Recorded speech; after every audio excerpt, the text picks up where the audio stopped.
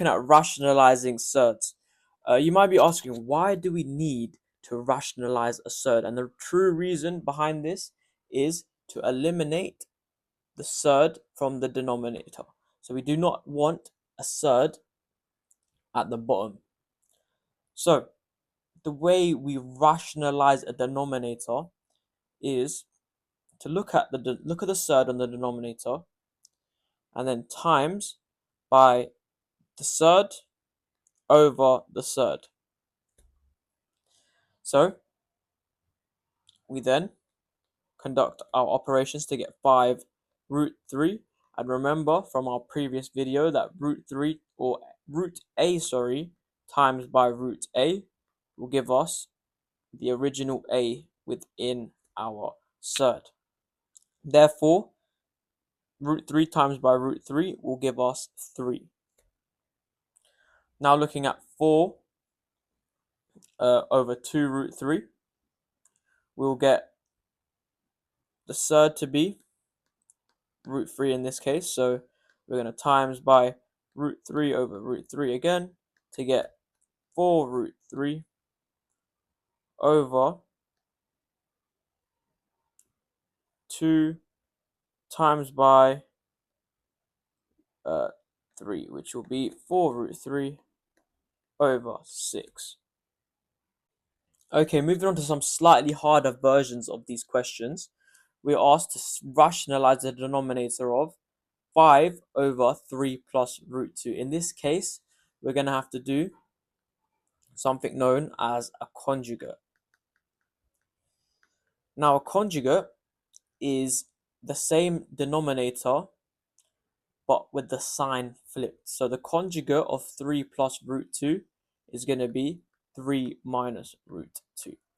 And if you notice the difference, because we're applying an addition sign here, we must apply a conjugate.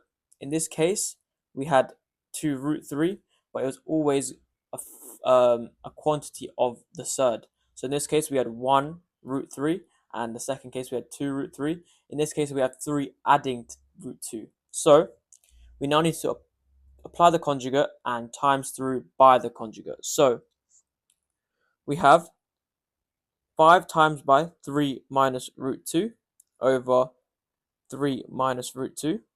Therefore, 5 times by 3 minus root 2 over 3 plus root 2 over 3 minus root 2. We then expand out.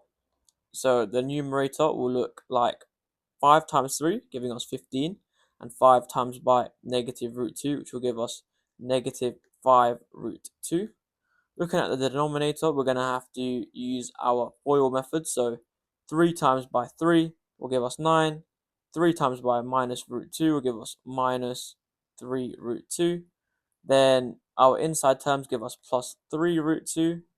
And our outside term, our last term, give us negative 2.